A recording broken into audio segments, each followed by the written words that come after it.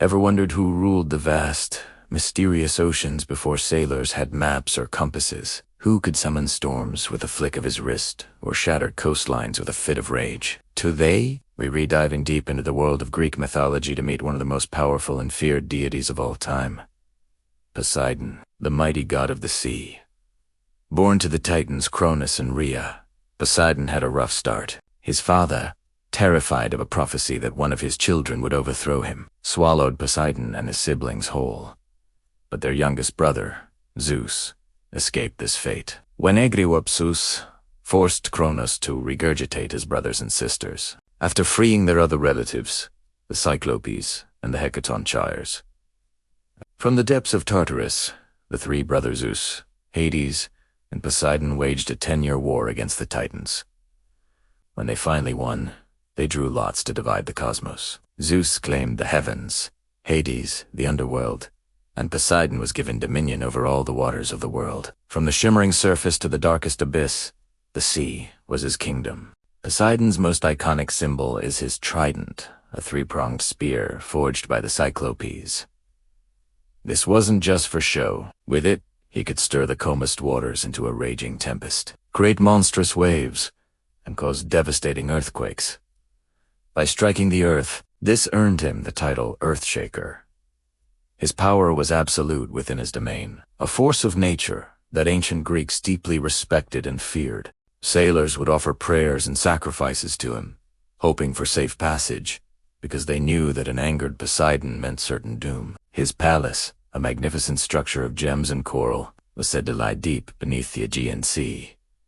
He rode a golden chariot pulled by incredible seahorses, often surrounded by a retinue of other sea deities like Nereids, Tritons, and his wife, the sea goddess Amphitrite. Speaking of Amphitrite, their love story is quite something. Initially, she was shy and fled from Poseidon's advances, hiding in the furthest corners of the ocean. But Poseidon sent a dolphin, one of his sacred animals, to persuade her. The dolphin was so charming and convincing that Amphitrite agreed to marry him, becoming the queen of the sea.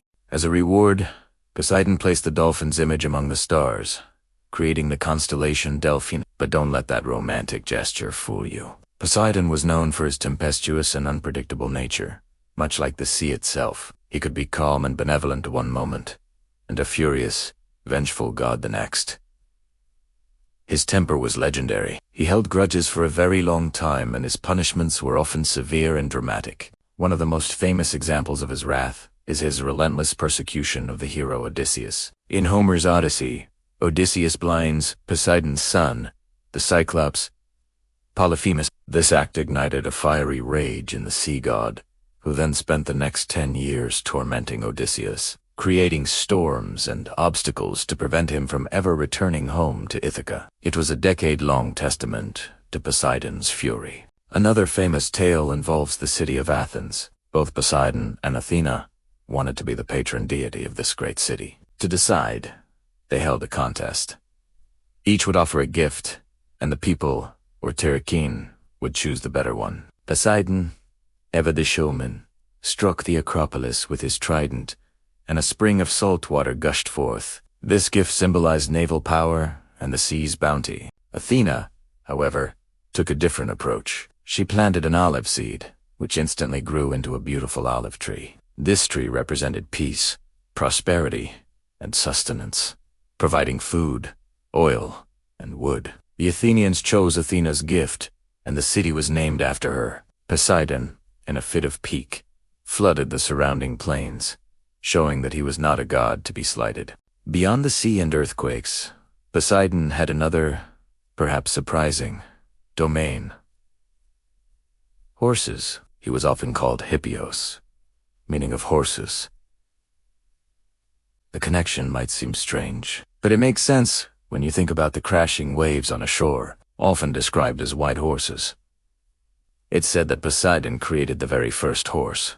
In Somemeaches, he created them to impress the goddess Demeter, while in others, they simply sprang from the earth where his trident struck. He was the father of many famous horses in mythology, including the immortal, winged horse Pegasus, who was born from the blood of Medusa. So, the next time you see a powerful stallion, Remember, it carries a spark of the sea god's wild energy. Poseidon's children were as varied and wild as his own nature, with Amphitrite Triton, a merman who acted as his herald, blowing a conch shell to calm or raise the waves. But he also fathered a host of other, often monstrous, beings. Besides the Cyclops Polyphemus, there was the giant Chrysaor, and even the savage giant Ain, who drew his strength from the earth.